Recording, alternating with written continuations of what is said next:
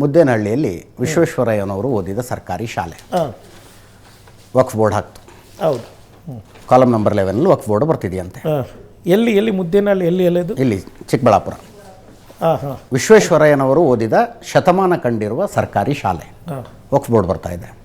ವಕ್ಫ್ ಆಸ್ತಿ ಆಗಿರ್ಬೋದು ಅದು.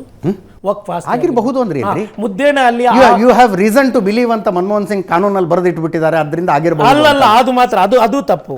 ತೇಜಸ್ವಿ ಸೂರ್ಯ ಅವರು ಮೊನ್ನೆ ಇದರಲ್ಲಿ ಹೇಳಿದ್ರು, ಇಲ್ಲಿ ನೋಡಿ ಇದು ವಕ್ಫ್ ರೂಲ್ಸ್ 2017. ಅಜಿತ್, ನಾನು ಹೇಳುದು ನಿಮ್ಗೂ ಗೊತ್ತಾಗುತ್ತೆ, ಯಾಕೆಂದ್ರೆ ವಕ್ಫ್ ಬಗ್ಗೆ ಸ್ವಲ್ಪ ಜಾಸ್ತಿ ಮಾಹಿತಿ ಇರುವುದರಿಂದ ಹೇಳ್ತಾ ಇದ್ದೀನಿ.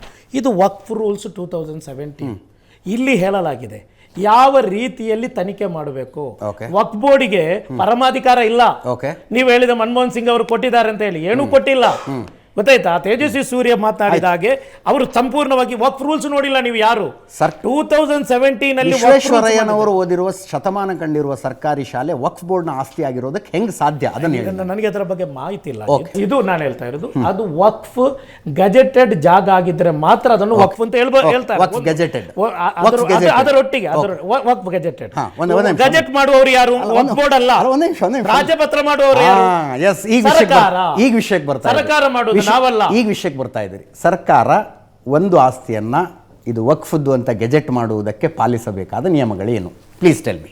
ರಾಜ್ಯದ ಜನರಿಗೆ ಸತ್ಯಾಂಶಗಳು ಗೊತ್ತಾಗಲಿ. ಸರ್ಕಾರ ಹೆಂಗೆ ಒಂದು ಗೆಜೆಟ್ ನೋಟಿಫಿಕೇಶನ್ ಹೊರಡಿಸಿ ಇದು ವಕ್ಫ್ ಆಸ್ತಿ ಅನ್ನತ್ತೆ?